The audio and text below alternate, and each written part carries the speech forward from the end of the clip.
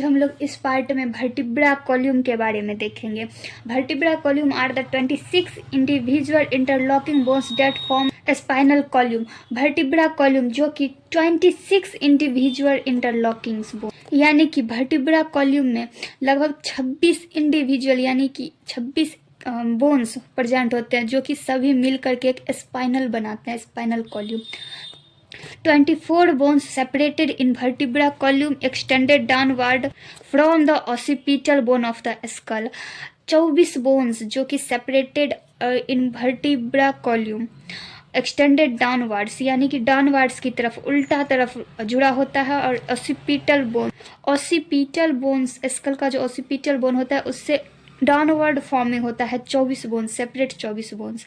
The vertebra column is divided into different regions. Vertebra column जो कि बहुत सारे रीजन्स में डिवाइड होता है। फर्स्ट 7 वर्टिब्रा जो कि नेक से होता है, नेक यानी गर्दन से होता है, वो सर्वाइकल स्पाइन तक होता है, जिसको हम लोग C1 to C7 भी कहते हैं। And next 12 vertebra are the thoracic spine, और उसके बाद 7 के बाद जो है उसको थोरेसिक स्पाइन कहते हैं, जिसको हम लोग T से भी डिनोट करते हैं, T8 to 12। And next 5 of the lumbar spine, उसके बाद वाले को हम लोग लंबर कहते हैं, यानी कि पहले हो गया सर्वाइकल, फिर थोरेसिक, फिर लंबर। 1 से 7 सर्वाइकल, 7 के बाद 12 तक थोरेसिक, उसके बाद आता है lumbar. And sacrum formed 5 fused vertebra and lastly coccyx और tail bone is made up of 4 fused vertebra. उसके बाद 5 फ्यूज्ड वर्टिब्रा फ्यूज करके एक सैक्रम बनाता है। उसके बाद लास्ट में आता है एक टेल लाइक बोन स्ट्रक्चर होता है, उसको कॉसिक कहते हैं, जिसमें 4 फ्यूज्ड वर्टिब्रा होते हैं। वर्टिब्रा कॉलम का डायग्राम आपको स्क्रीन पर हम दे देंगे। Cervical vertebra, these are the smallest vertebra. Cervical जो कि स्मॉलेस्ट वर्टिब्रा होता है। Through the transverse process of 4 main magnum the artery passed upward to the brain। The first 2 cervical vertebrae that are atlas and the axis। पहला और दूसरा vertebra होता है जो C1 जिसको एटलस कहते हैं और C2 जिसको हम लोग एक्सिस कहते हैं। And C7 is known as vertebra prominens, और C7 को हम लोग वर्टिब्रा प्रोमाइंस कहते हैं। थोरेसिक वर्टिब्रा जिसमें 12 होते हैं, ये लार्ज होता है, सर्वाइकल से बड़ा होता है, क्योंकि because this section of vertebra column has to support more body weight, क्योंकि थोरेसिक ही होता है जो हमारे बॉडी वेट को सपोर्ट करता है। थोरेसिक के बाद आता है लंबर। लंबर जो कि लंबर में टोटल 5 बोन्स होते हैं। लंबर जो कि सबसे बड़ा होता है क्योंकि ये अपर बॉडी पार्ट को सपोर्ट करता है। टोटल बॉडी अपर वेट जो होता है, अपर बॉडी पार्ट का वेट होता है, पूरा लंबर ही सपोर्ट करके रखता है।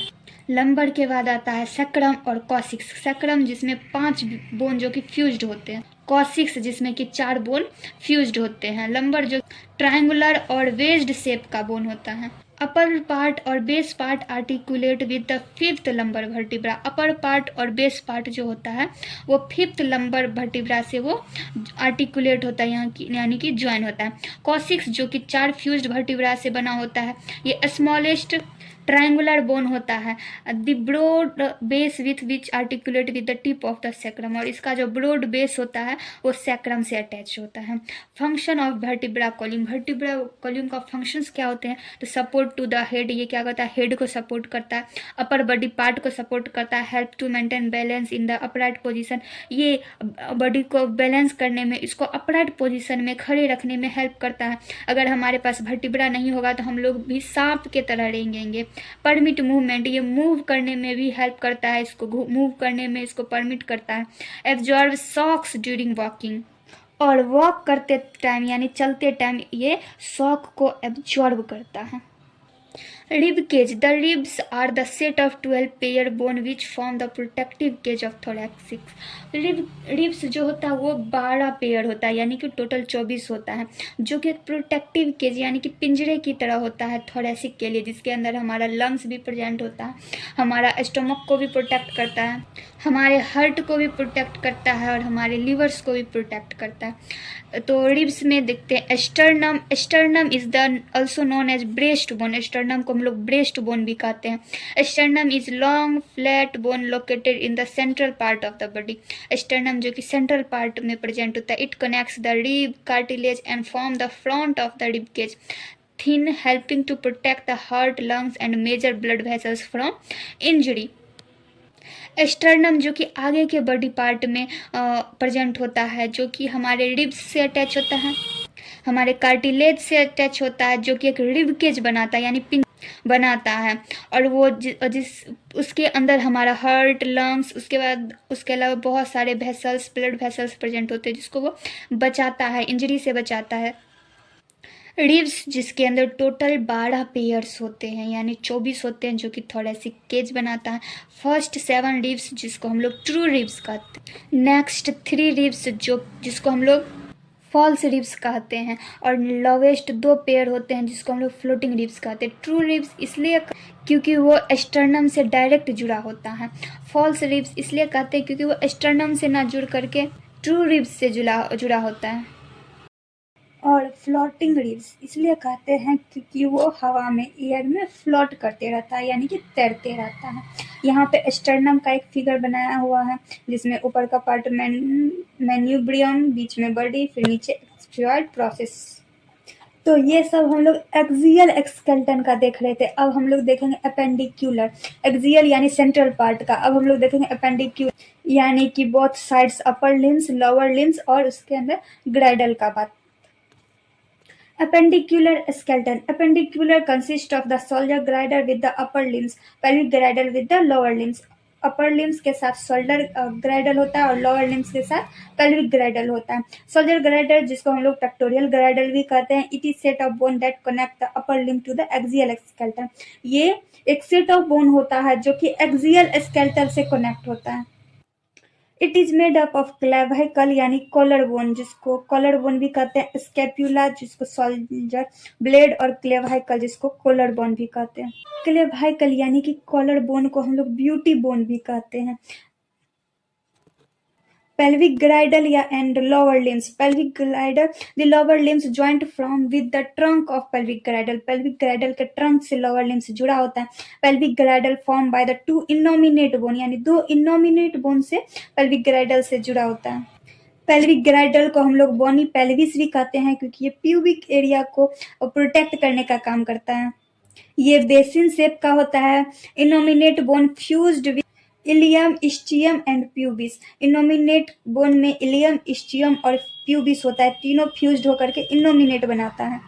पेल्विक बोन जिसके अंदर 2 इनोमिनेट बोन, एक सेक्रम और एक कॉसिक्स होता है। तो ये हम लोगों ने देख लिया ग्रेडल, सोल्जर ग्रेडल और पेल्विक ग्रेडल। अब हम लोग देखते हैं लोअर लिम्स और अपर लिम्स। लोअर लिम्स जिसमें टिबिया, फिबुला, पटीला, टार्सल, ये सभी लोअर लिम्स में ही आते हैं। टिबिया को हम लोग साइनी बोन भी कहते हैं, फिबुला को काफ बोन कहते हैं, पटीला को नी कैप कहते हैं और टार्सल को हम लोग टीनस भी कहते हैं। ये सारा एक इम्पोर्टेंट पॉइंट है, ये ऑब्जेक्टिव में आ सकता है या फिर कंपटीशन में यहाँ से क्वेश्चंस बन सकते हैं। बोन ऑफ टार्सल यानी लोअर लिम्ब का बोन जो कि जिसके अंदर आता है कैल्केनियस, टेलस, नेविक्यूलर, क्यूबॉइड और क्यूनिफॉर्म्स। एक कैल्केनियस होता है, एक टेलस होता है, एक नेविक्यूलर होता है, एक क्यूबॉइड होता है और 3 क्यूनिफॉर्म्स होता है।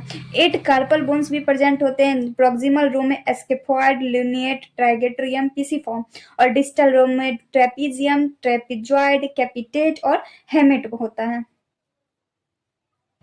The lower limbs consist of hip, thigh, knee and foot. Lower limbs के अंदर hip होता है, thigh होता है, knee होता है और foot होता है। The leg consists of 2 long bones, tibia and fibula. 2 long bones भी होता है, tibia और fibula. And the sesamoid bone, sesamoid यानी कि बिल्कुल तिल जैसा बोन होता है जिसको हम लोग पटीला भी कहते हैं, जिसको हम लोग नी कैप भी कहते हैं। Femur, the femur is the longest and heaviest bone of the body. That head is almost spherical and fixed into the acetabulum to the hip bone to form a hip joint. यानी कि femur जो कि longest और heaviest bone होता है body का, जो कि जिसका हेड जो कि स्फेरिकल होता है, जो कि एसिटाबुलम से हिप बोन तक फिक्स्ड होता है, जो कि एक हिप जॉइंट बनाता है। टिबिया जिसको साइनी बोन भी कहते हैं। टिबिया और फिबुला जो कि 2 बोन्स होते हैं लोअर लेग का, जो कि मीडियली होता है यानी कि बीच में मीडियल में होता है और फिबुला से बहुत ही बड़ा होता है। Both are bound together with the interosseous membrane. दोनों एक दूसरे के साथ इंट्रोसिसियस मेम्ब्रेन के द्वारा जुड़ा होता है। टिबिया और shin bone articulating proximally with the femur and patella at the knee joint distally with the tarsal bone to form the ankle joint।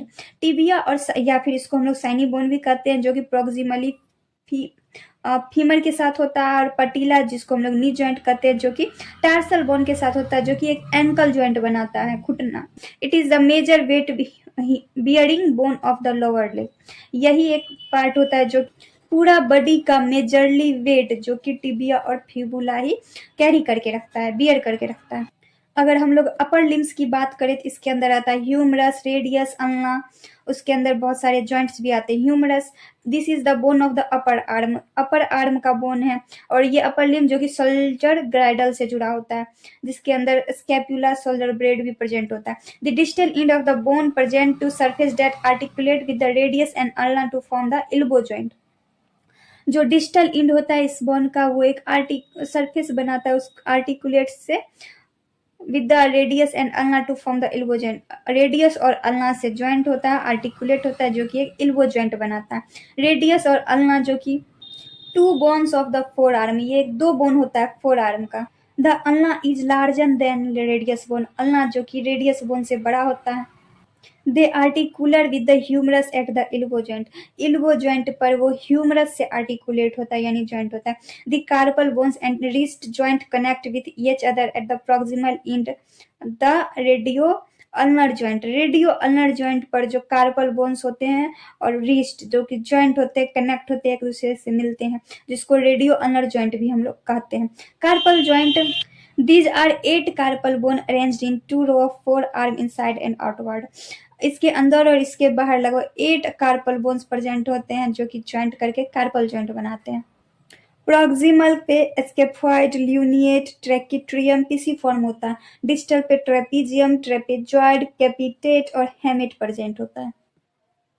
These bones are closely fit together and help in position by ligament that allow limited amount of movement between them। यानी कि ये सारे जो bones होते हैं वो सारे इतने क्लोजली फिट होते हैं, सारे जो कि क्लोजली फिट होते हैं, और वो and help in position by ligament, और ये लिगामेंट को हेल्प करता है, यानी कि इतने क्लोजली फिट होते हैं कि ये लिमिटेड अमाउंट में ही हम लोग मूवमेंट कर सकते हैं, यानी फ्रीली मूवमेंट हम लोग नहीं कर सकते उससे।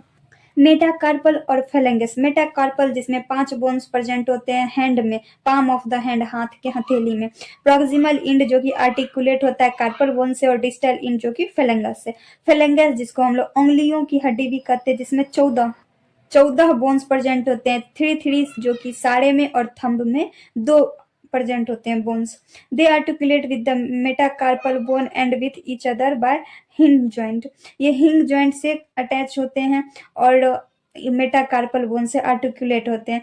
प्रॉक्सिमल फ्लैंगस, मिडिल फ्लैंगस और डिस्टल फ्लैंगस 3 प्रकार के होते हैं। सबसे नीचे वाले प्रॉक्सिमल, फिर बीच में मिडिल, फिर ऊपर में डिस्टल। ये है हमारे उंगलियों के यानी कि फिंगर्स के बोन्स, जिसको हम लोग फेलेंगस कहते हैं। अब हम लोग पढ़ेंगे जॉइंट्स के बारे में नेक्स्ट पार्ट में। ऐसे ही हमारे बने रहिए, ऐसे ही आपको हैंड रिटन नोट्स देंगे, समरी और रिविजन्स होते रहेंगे।